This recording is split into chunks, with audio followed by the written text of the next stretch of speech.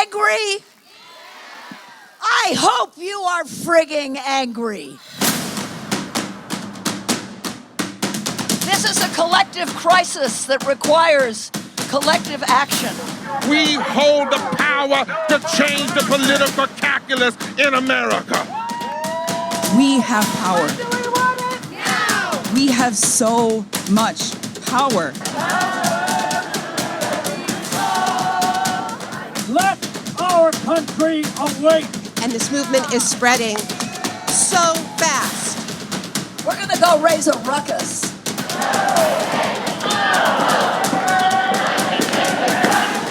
Climate justice!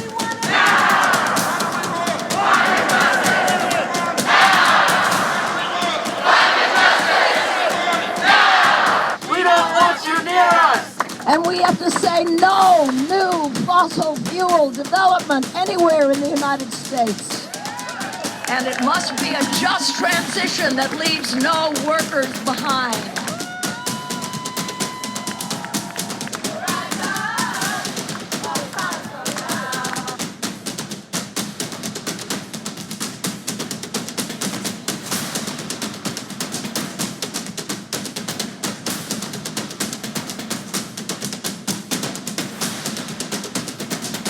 We are just getting started.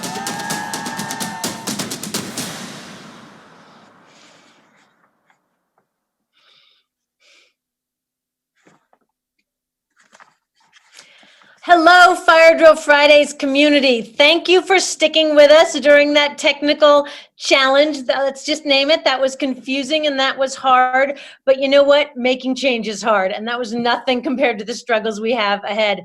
You know what we do when we hit a glitch is we stand up, we brush ourselves off, and we keep going. So that's what we're going to do right now at our 17th Fire Drill Friday rally and our first virtual fire drill. Thank you so much for coming, and thank you for sticking with us through that glitch. We loved meeting many of you when we were in person at our fire drills in DC and in California, and we are going to miss not seeing you in person today, but we're really grateful to be able to keep connecting and keep building this community online until we can get back together and fill the streets again. The Fire Drill Friday will be restarting in a few minutes, so come on in, get settled, get ready to hear from Jane and some of the amazing youth climate activists who are leading the way to get California and the country off of fossil fuels and on to a better future for all. Welcome new folks that have joined us. As you've joined, please introduce yourself. I know a number of you already have. Add your name and share where you're joining us from in the chat box and comments section. It's awesome to see how many people are there, including many of our speakers I see from our Washington, D.C. rallies. Welcome back. Over 3,500 people signed up to join the Fire Drill Friday today. So welcome. And again, thank you for sticking with us through that technical glitch. It's fantastic so many people are here because we, all of us, are exactly what is needed right now, more than ever. The bigger that we can make the climate movement, not just Fire Drill Fridays, but all of our friends and allies too, the more power that we will have to drive the kind of big, bold change that's needed. Now, you all knew that we were already facing a climate crisis. Fire Drill Fridays was launched to help sound the alarm about the climate emergency, to increase the sense of urgency, to increase the pressure on our business and elected leaders to provide the kind of leadership we need right now, and also to call on all of us to step up too, to stretch out of our comfort zones, to act like our house is on fire because that's what the moment calls for. And on top of that already extreme crisis, the climate crisis, came the COVID crisis, the biggest crisis of public health, the economy, social justice, and democracy that humanity has ever faced. And as our speakers today will tell us, at this point in time, we don't have the luxury to fight one crisis at a time. We need to fight both the climate and the COVID crisis together. And that's why we are here today. That's why we are continuing, because the way we're going to solve both of those crises and the way we're going to get out on the other side to a better place is by working together, standing together, protesting together, and as soon as we can get back out in the streets, engaging in civil disobedience together. You see, the time for polite requests is over. The time for hoping that the incredibly clear science will motivate our leaders to act appropriately is over. They had their chance. For 30 years, climate activists testified in Congress and lobbied and wrote to our elected officials, and we conducted research. We wrote books and recorded songs and made documentaries. We pleaded and we marched. And while all those things are good, and we must keep doing all of those things, they are clearly not enough. Because you know what we've heard for 30 years when we called for climate action? Excuses, excuses to delay, delay, delay. And now we are running out of time, and we have already run out of patience. And we saw last week that, in fact, Congress can come up with an almost infinite amount of money when they believe it's an emergency. And it's an emergency. They were stalling and distracting us all these years when we could have been making progress. So at this point, we've exhausted the polite levers of our democracy. We are done asking politely, and it's time to turn up the heat. So our job now, while we're sheltering in place, is not to stop for a second. We have to continue learning about climate, building our community, and still taking action. We can't stop just because we're not together. Very importantly, we need to all get involved now to make sure that the trillions of dollars being spent on COVID relief don't go to bail out the fossil fuel industry, but go to building a safer, more equitable, more healthy, more prosperous economy for all. If we work together, if we work like we're facing two existential level crises, because we are, we can chart a new path for our country. We don't want to go back to normal because normal was the problem that got us into this mess. This is our chance to reimagine the best our country can be, to put science denial and corporate corruption and fossil fuels behind us, to rebuild our country in a way that's more sustainable and more just for everyone. Today, we're going to hear from a bunch of youth activists from California and the country that are on the front lines of driving that change at our 17th Fire Drill Friday. Now, I know you've been looking at a lot of screens all week, so we're experimenting with a bunch of new things at our first Fire Drill Friday, and we would love to hear your thoughts and questions. So please let us know what you think about the tools we're trying and about the things we're talking about in the comment sections on Zoom or Facebook or wherever you're joining us. We won't be able to respond to all of the questions today, but we will get back to you either on social media or in future fire drills to as many of them that we can. So I hope you enjoyed today's Fire Drill Friday. Thank you again for sticking with us through that technical glitch, and we'll see you at the Youth Climate Strikers Earth Day Live later this month. I'll be there, Jane will be there, and I hope you will be too. And with that, I'd like to introduce Ms. Jane Fonda. Hi, everybody. Thanks for being here, including our international guests. Welcome.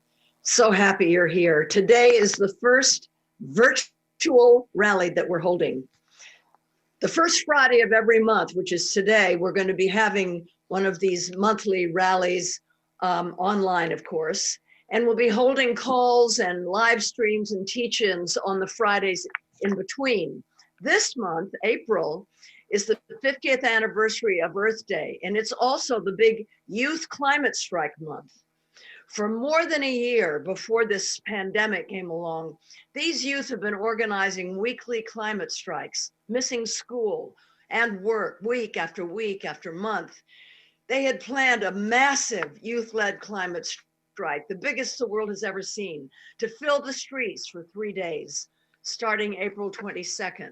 Well, then along came the coronavirus, but it's taught us a few things, hasn't it? It's taught us that there is, in fact, huge amounts of public money available when there's an emergency.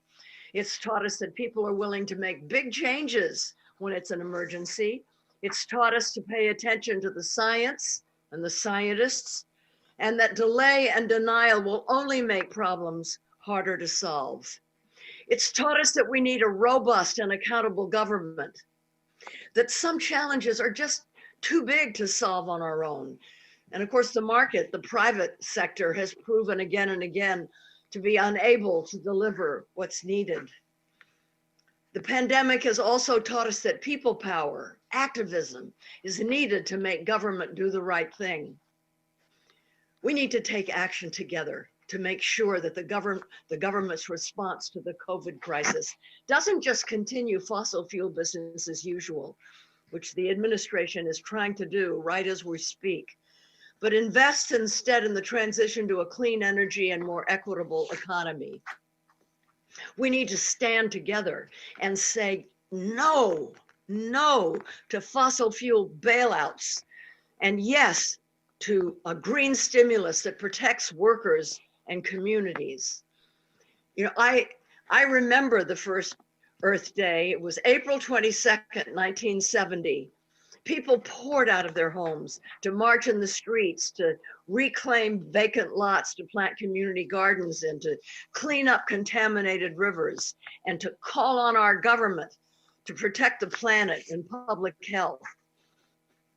Do you know how many people participated in that first Earth Day 50 years ago? And remember, this was before Twitter and Facebook, and there weren't any cell phones. We had to rely on good old-fashioned organizing. So guess how many people participated? 20 million people participated. Not all in one place, but all across the United States. And do you know what Congress and presidents did in the decade that followed the 20 million people demanding action? They acted. They did.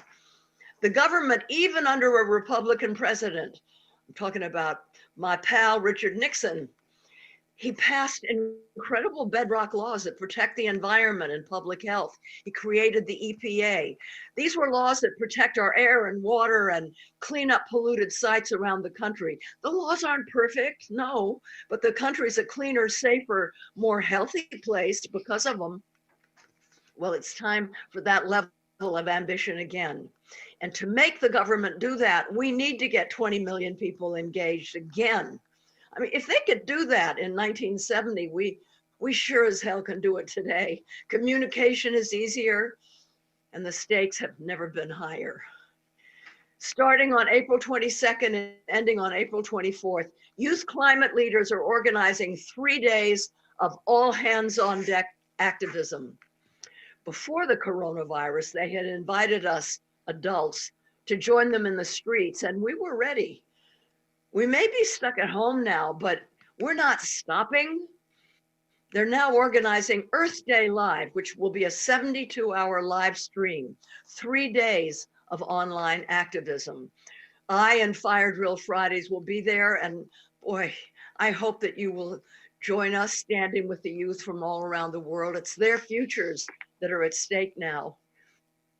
Here in California, the youth are continuing their campaign for a transition off fossil fuels, starting in the very communities where they grew up, alongside oil and gas operations. They're calling on Governor Newsom to combat the climate crisis and protect public health with the same level of urgency that he's combating the COVID crisis. You know, right now, Governor Newsom stands out among US officials as a leader in combating COVID, and many lives will be saved because of his leadership. And thank you, Governor Newsom. And now we hope you'll continue to be a climate leader. You'll save millions more lives here in California and around the world, because what California does, well, so goes California. You know, we're the 5th biggest economy in the world. So what happens here really matters. You can become a global climate leader. I'm talking to Governor Newsom now. I'm so pleased to have with us today some of these youth climate leaders who are taking action in their own communities. It's really important that we hear from powerful individuals like them who are leading by example instead of waiting for change to happen around them. 18-year-old B. Gallardo is a core team member of the International Indigenous Youth Council from the Apache and Yaqui nations, is a student at Pasadena City College, where she's president of the Living Culture Intertribal Student Collective Club. B is also a former youth council member for the Los Angeles Council Department of Public Health Youth Advisory Council. Let's welcome B. Here today from the village of Cajamarca, from the Tongva people, also known as Pasadena, California. And I would just like to thank you for your time and coming out today and being able to share space and really being able to, listen and open yourselves up and be vulnerable to these different conversations. So I ask of you today, whose lands are you on? Where are you coming from? And what impact you have there? So oftentimes, we like to go about our everyday lives and we don't think about where our water's coming from, where our homes originally were, whose homes we're on. And so I'd really like for you to explore that and figure out what your role in the community is and how you're impacting that community.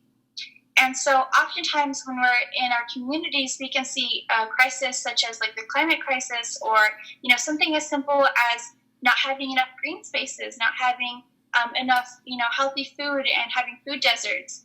And so oftentimes, as Indigenous people, when we're fighting these climate crises and these other smaller issues at hand, we're also fighting colonialism and white supremacy in itself.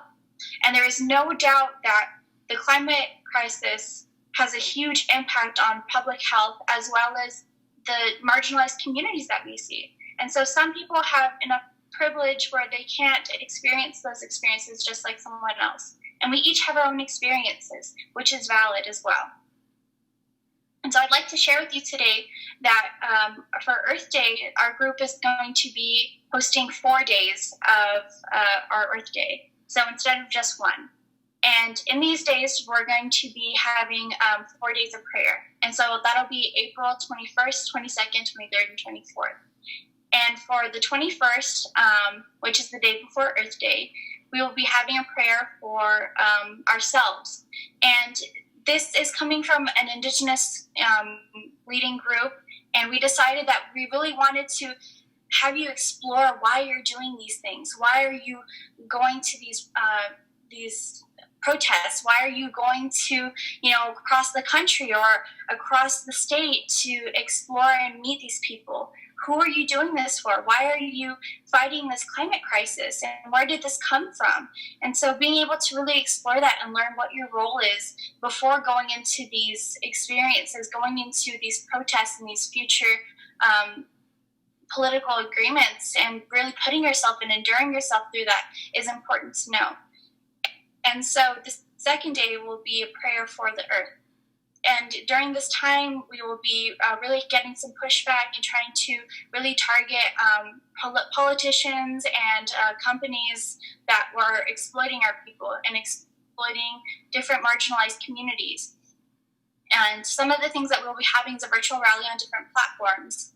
And it's important to really think about how you want to appreciate the environment, how you want to appreciate your hard work, and how are you going to really push these targets to really what we need to do.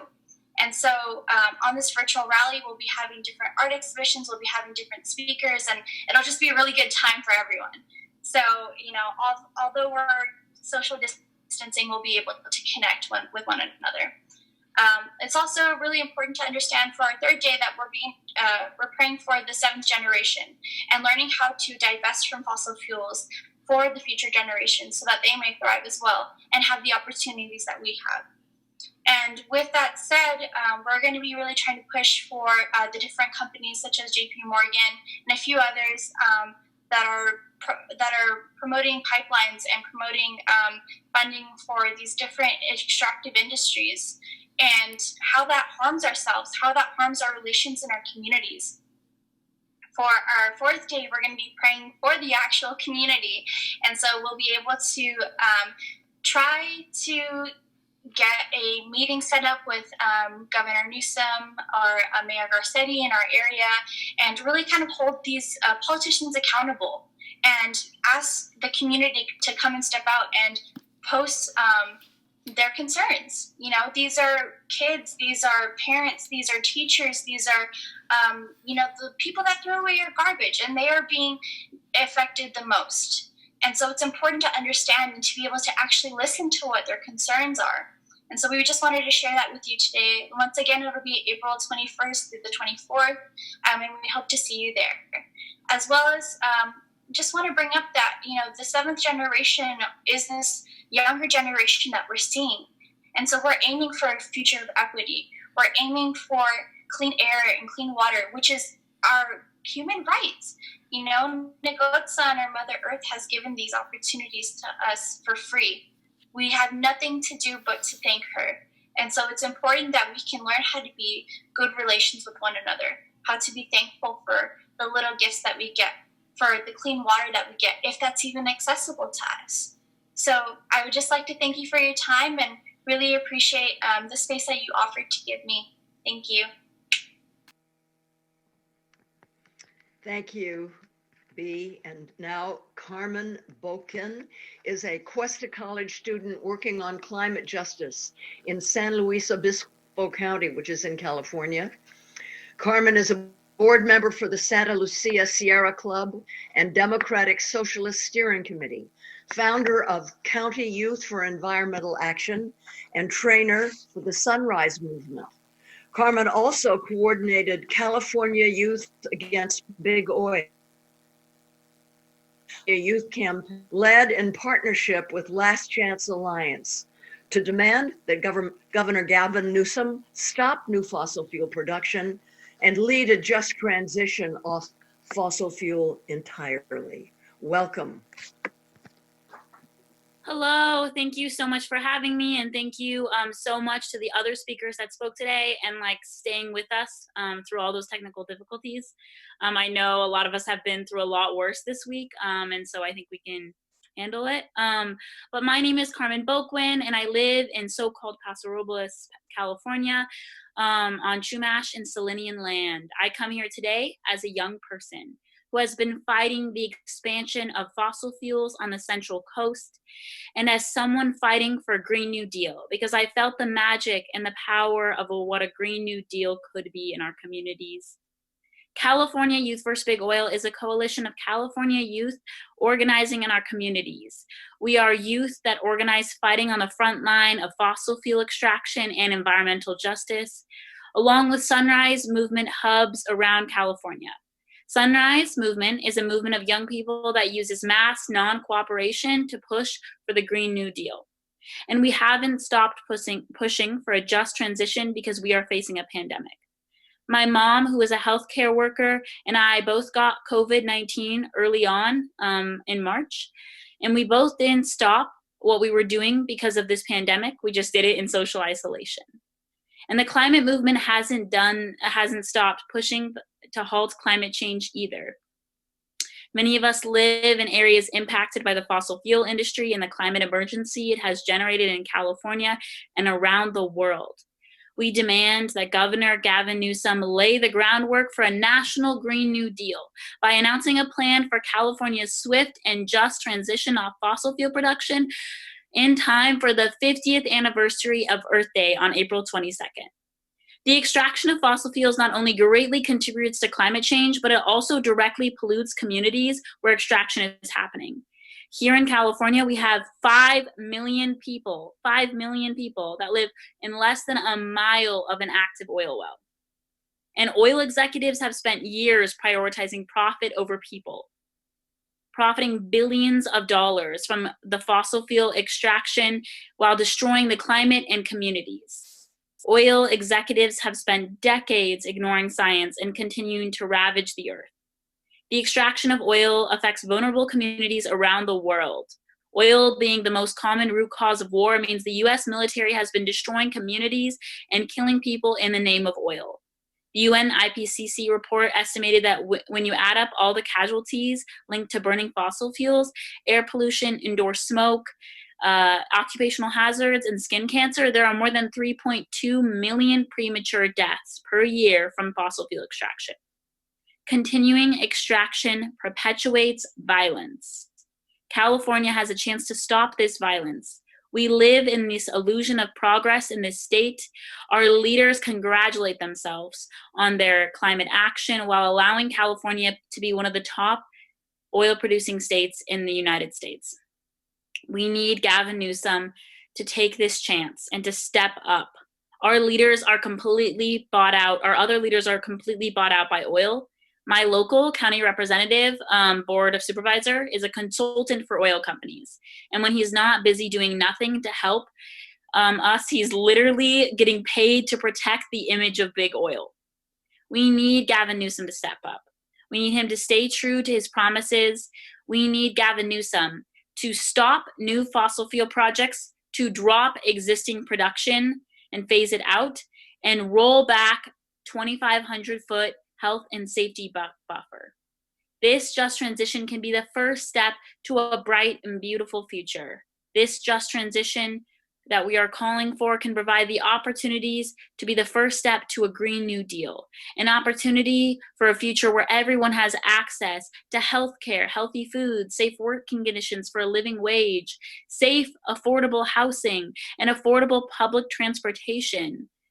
We can have a just Green New Deal with climate reparations, Indigenous sovereignty, and prison abolition. Imagine if we stopped subsidizing the fossil fuel industry and bailing them out, and use that money to build libraries, to make public art, to make music, and build public parks. Right at this moment, thousands of Americans are losing their health insurance. And as they lose their unemployment in the midst of this pandemic, which affects our lungs and our respiratory system. I've really felt that.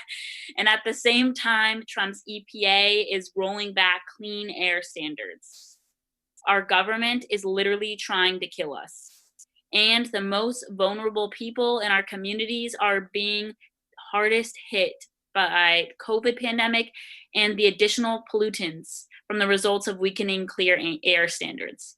Gavin Newsom has already led one of the nation's most effective efforts to protect people's health and safety around COVID-19, and he has the ability to protect California from these repressive measures from the federal government.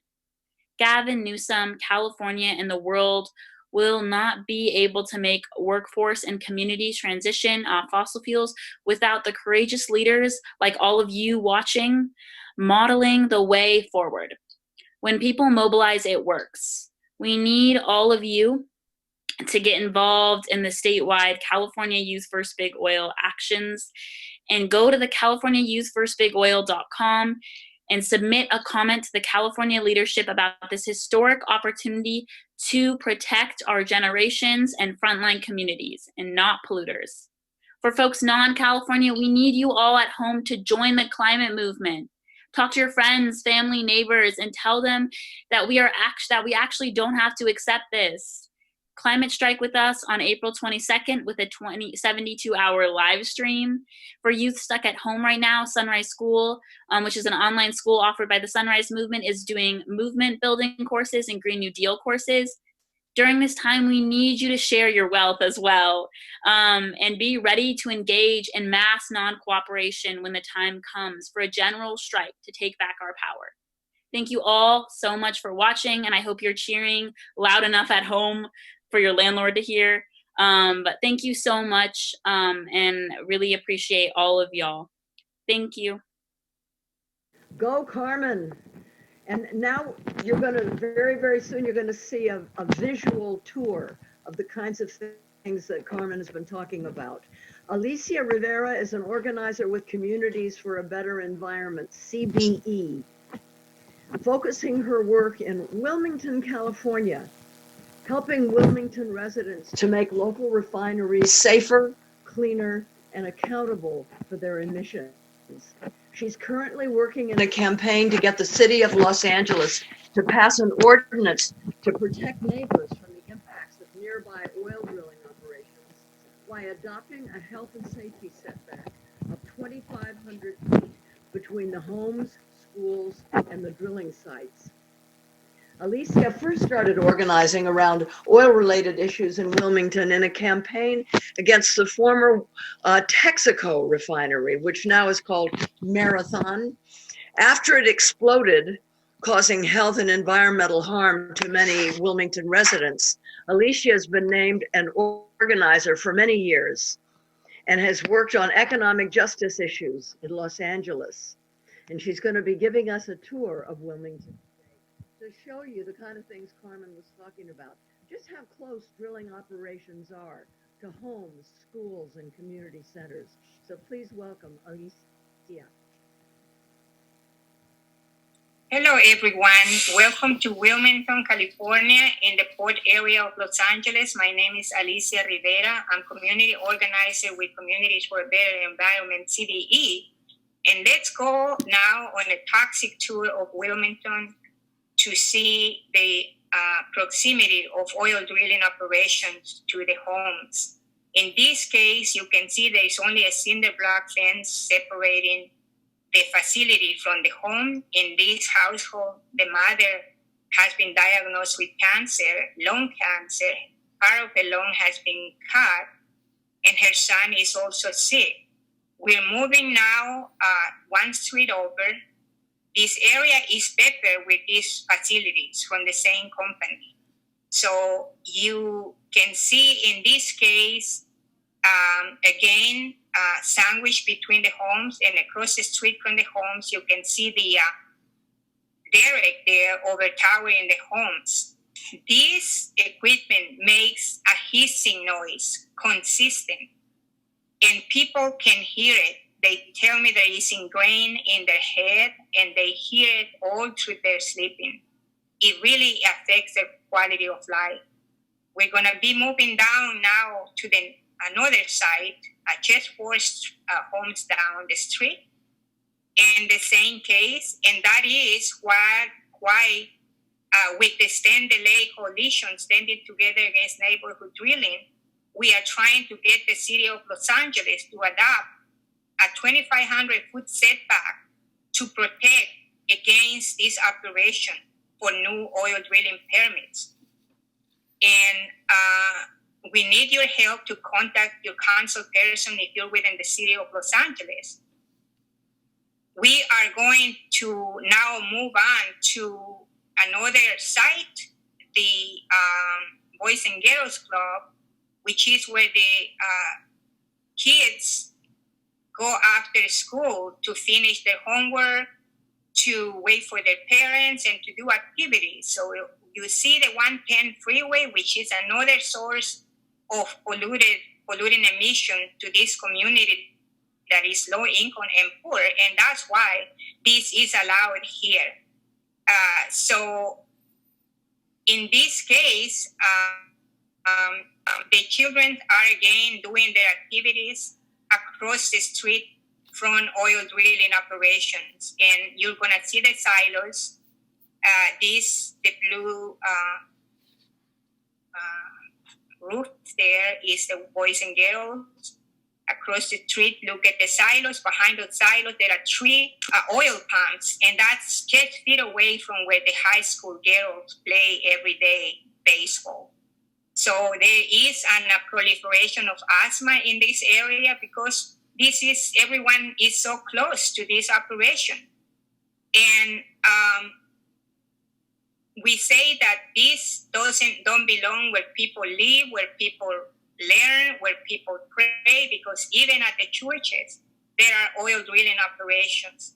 We move down now to see the largest oil drilling operation on this side of the Mississippi River, and this is where last month, with the Fire Drill Friday, we did an action where we blocked the entrance to this facility. In 2005, this facility got permitted to take over the older facility that had 29 oil wells. This one came to put 540 oil wells. The green lawn you see is a small, is a field where the younger children come and practice baseball after school.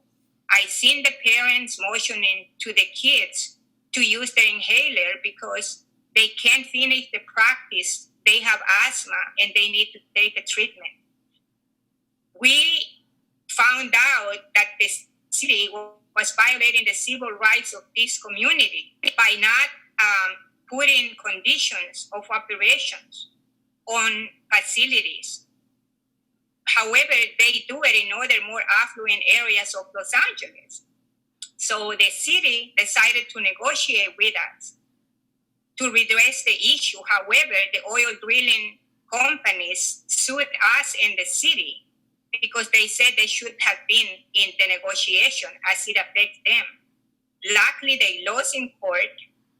However, they sued us one more time in what is called a slap suit. They wanted us to pay their attorney's fees, almost $10,000.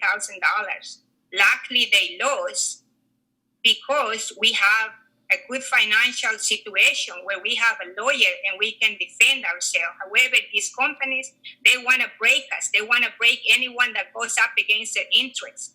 This is a company town, and they donate to the boys and girls that we saw, to the churches, to the elected officials. However, we've been able to organize the community, and we have been able to get changes. In Wilmington and in this area of the port, we've been living with an existential health crisis for a decade. We have been made sick by the fossil fuel industry and the governments that failed to stand up to them. For decades, we've been poisoned, leading to cancer, respiratory illnesses, and asthma. Ironically, these are the very things that make people more susceptible to COVID-19. And it is darkly ironic that we, the most vulnerable, are now more vulnerable to COVID-19 because of the fossil fuel industry. We need your help. If you're within the city of Los Angeles, contact your council person, tell them to vote yes for the 2,500-foot setback. If you're not in the city of Los Angeles, contact Governor Newsom. He is now acting quickly and strongly on COVID-19 to address the health of the many. But we need him to also move now to protect the long term of these communities living in the shadow of poisonous fossil fuel infrastructure that has been making us sick for decades and putting us at a greater risk every day of contracted COVID-19. We appreciate you coming today to this event and participating in this toxic tour, and we count on your help. Thanks, Alicia, for that tour. And now I'd like to introduce Charlie Jiang, who is a climate campaigner fighting for a Green New Deal that brings justice for communities and workers most impacted by the climate crisis and fossil fuel extraction. Charlie has a background in clean energy engineering and organizing with youth climate movements. From Chicago, he's currently based on unceded Piscataway lands in Washington, D.C. Welcome, Charlie. Thank you, Jane. Thank you, Annie, Bea, Carmen, and Alicia for your stories and for calling us all to action. And thank you to all of you watching for being here, for joining us in taking action to tackle the crises that we face. Let us know in the comments how you're feeling, ask questions. We'll try to respond as best we can. We want to hear from you. A few days before the pandemic was declared, I was on the phone with my mother. She asked if I had experienced anything like people moving away from me or weird comments as the COVID-19 crisis grew because I'm Chinese American and the coronavirus came from China. I said that I hadn't, but I've been lucky to avoid some of the racism that many people who look like me have experienced in this crisis. This is one of the awful ways that the US's response to the pandemic is amplifying existing injustices. While many of us are fortunate enough to stay at home, too many people are facing layoffs, can't afford rent or healthcare, work in unhealthy spaces, or are facing dangerous conditions in prisons across the country. Meanwhile, Trump has put xenophobia and corruption at the center of his early reaction to the pandemic. He's called the coronavirus the Chinese virus, and today, while youth and countries around the world are striking to demand climate action once again, Trump is hosting the CEOs of some of the biggest oil and gas companies like Exxon and Chevron to bail them out. We can't let the response to one global crisis simply fuel another. Last month, more than 300,000 of you took action with us to stop Trump from handing out billions of dollars to big oil and to demand Congress provide emergency relief for the workers, families, and communities who need it. It's working. Congress has passed 3 relief packages so far, and together we stopped a $3 billion handout to the oil and gas industry. But it's not enough to protect the millions of vulnerable people and essential workers, from nurses to grocery clerks to delivery workers who need support. Plus, Congress still gave fossil fuel billionaires and the banks that fund the climate crisis a $500 billion corporate bailout. It's also not enough to make sure that when we do emerge from this crisis, we won't go back to the unjust crisis-fueled status quo, but rather move closer to guaranteeing everyone the right to ignify life in a world beyond fossil fuels. I've been working with my team here at Greenpeace and with allies around the country to ensure that Congress passes a fourth COVID-19 recovery package that gives further relief for all those who need it and provides a green and just recovery that moves us off fossil fuels with a Green New Deal. Our unjust systems are coming apart, and this is our chance to build a new one that prioritizes people and planet over corporate profits. We're seeing how quickly our governments can really act in times of crisis. We're seeing how strongly we can come together to help and protect our neighbors, our families, our friends. And that includes so many of you who are joining us here in Community Together. I want to thank you for all that you're doing and for continuing to find ways to act in this crisis. And it tells me that we really can build a more just and renewable society that all of us have been dreaming and demanding for so long. We can come out of our economic crisis by building green, healthy, zero carbon homes and moving to 100% clean energy. We can clean up pollution in the communities of color and low wealth who have borne the brunt of fossil fuel extraction. We can ensure that energy workers who have powered our economy for decades have the direct investments they need in the clean energy transition so that we leave nobody behind. This is a critical month for action, and as always, youth are leading the way. The Earth Day Live mobilization from April 22nd through 24th will happen the same week that Congress could come back to debate a historic recovery bill that could truly protect vulnerable communities and launch us into the era of a Green New Deal if we demand it. It's going to be a really important time for us to come together, to build community, to learn from one another, to take bold, creative action to hold our governments and our corporations accountable to us. But we don't have to wait till the end of this month to act. Right now, we need to keep demanding our elected officials take action to keep our communities healthy and safe. That includes demanding state leaders like Governor Newsom step up to mitigate the crisis that we face right now, but also the longer-lived crisis like the climate emergency that will remain with us long after this pandemic is over.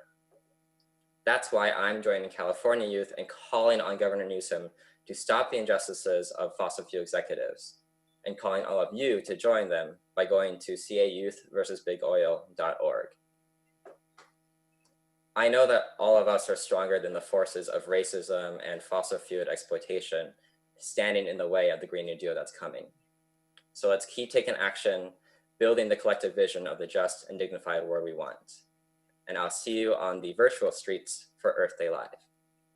Thank you so much. Jane, back to you. Thanks, Charlie. Next is Cesar Aguirre. As a child and a family of migrant farm workers who turned into community organizers, Cesar was exposed to organizing and advocacy at an early age. Since starting with the Central California Environmental Justice Network, Cesar works in rural communities in Kern County, helping fence-line communities affected by oil and gas and pesticides understand how to protect themselves from these sources of pollution and how to advocate for systemic changes that prioritize their wealth. Welcome, Cesar. Hi, thank you so much, Jane, for that beautiful intro. And thank you to everyone that's joining us virtually. I know it's a crazy time right now, but for our environmental justice communities and our communities of color, you know, they've needed our help for generations, and now they need it more than ever. As Jane stated, I'm a community organizer who works in Kern County. And many of you may not know Kern, but Kern is a county in California that produces the most oil than any other county in California. We produce 75% of the oil that comes out of California, and 90% of the fracking that happens statewide happens in my county.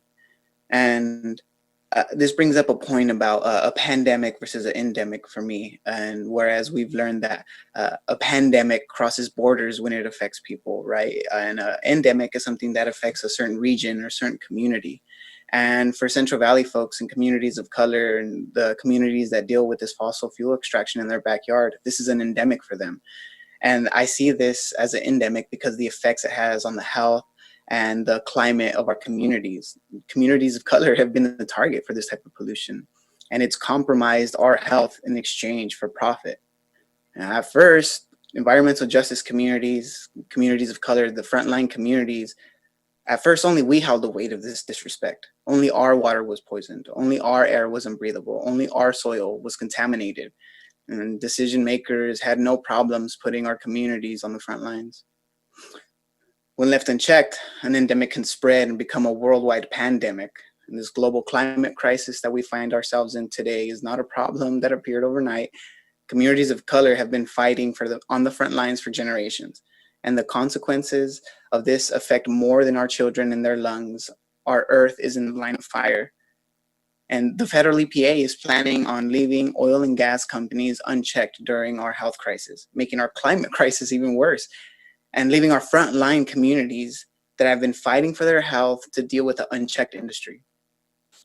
Frontline communities are here to take the power back. And now that our oppressive endemic of shameless and irresponsible polluters have become a global crisis, we're here to lead the fight. And the timeline to repair Earth for our own livability is running low. We need drastic action, and we need it now. No one understands this more than our youth, and that's why we're leading Earth Day. In 2020 will be remembered as the day that we decided enough was enough. And you know, all the despair that we see this climate crisis hurting, we see it hurting our forests, our oceans, our glaciers. Seeing our Earth be punished by greed has brought many to action. You know, everyone here, everyone watching is yearning for a way to make change and do more. You know, everyone on the chat that's sharing like-minded ideas. You know, we all are in this together. And frontline communities see this climate crisis not only when we look out into the world and when we see, you know, news reports on the TV. We see this in our own neighborhoods.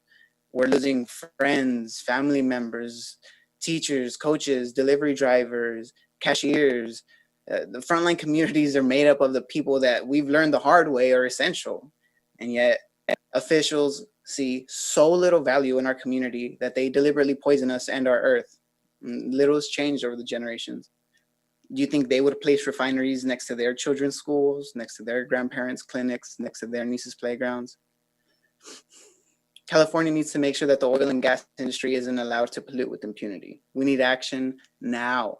California needs to move forward with a just transition so that the youth and our kids in California have a future to look past where polluters don't make decisions and aren't in power. California needs to move forward with a 2,500-foot setback for oil and gas to keep dangerous operations away from our schools, houses, hospitals, places where we eat, play, and live, to show respect to our frontline brothers and sisters. Earth Day will be the day that we take that action.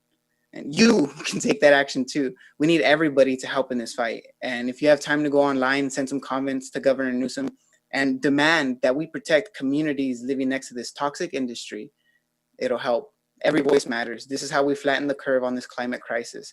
If you're interested in listening to youth voices, you can also be part of the California Youth versus Big Oil virtual tour.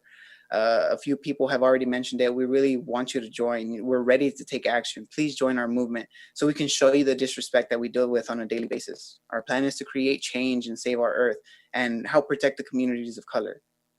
For Newsom, your predecessors have ignored our cries for help, especially when we needed it most. And turning a blind eye to pollution and contamination is killing our frontline communities. Our localized problems at first were only ours, but now it's become a worldwide pandemic and a global climate crisis. The EPA is planning on sacrificing frontline communities so that the oil and gas industry can have a free pass with no end in sight. For Californians, our eyes are on you, Newsom. The choice is yours. Save communities or polluters. Thank you. Thanks, Cesar. You know, I just heard yesterday that Kern County is one of the hot spots for COVID-19 in California. And it's not a surprise given how already polluted the air is there. People are so vulnerable to the coronavirus. Well, that's it for this Friday. Please join the youth and support the work they're doing. Stay active online and support one another in these difficult and challenging times.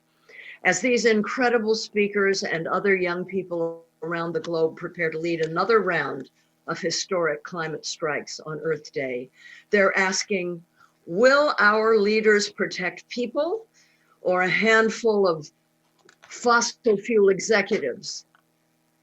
Governor Gavin Newsom has established California as a global leader on health and safety protections for communities impacted by COVID-19 pandemic. And I'm so incredibly grateful. And now Governor Newsom, as we've said before, has a historic opportunity to extend this same leadership to the state's ongoing fossil fuel climate emergency. I hope you'll be understanding about the technical difficulties that we've had. This is our first rally full of bells and whistles. We'll get it down as we go on. But please take action with California Youth versus Big Oil. Join their virtual state tour leading up to Earth Day. You can click the link in the chat box to get involved. Fire Drill Fridays will be continuing in a virtual setting until it's safe for us to take to the streets. We'll continue to hold our monthly rallies on the first Friday of each month, and we'll be having online discussions and live streams with the most amazing thought leaders. I am so excited, looking forward. We're going to do those on the Fridays in between. And if you haven't already, please text Jane to 877-877 to join our growing community from around the country. I also hope that in addition to tuning in every Friday, you'll sign up to be a volunteer with us. Visit firedrillfridays.com/volunteer to fill out a sign-up form, and Greenpeace will be in touch with you about next steps. You know, Fire Drill Friday has become a project within Greenpeace. I'm so proud of that. See the link in the chat box. Signing up as a volunteer is going to be critical to helping us grow the movement, and I hope you'll be part of it. And lastly, stay in touch. Check out our updates on firedrillfridays.com or by following Fire Drill Friday on Instagram, Facebook, and Twitter. See you next time. Thank you so much for joining us. Thank you so much for tuning in for Fire Drill Friday. Thank you for being part of this community. Thank you so much. Thank you for being a part of this community and continuing to fight for climate justice. We couldn't do it without you. We'll see each other soon. And see you soon For another virtual Fire Drill Friday.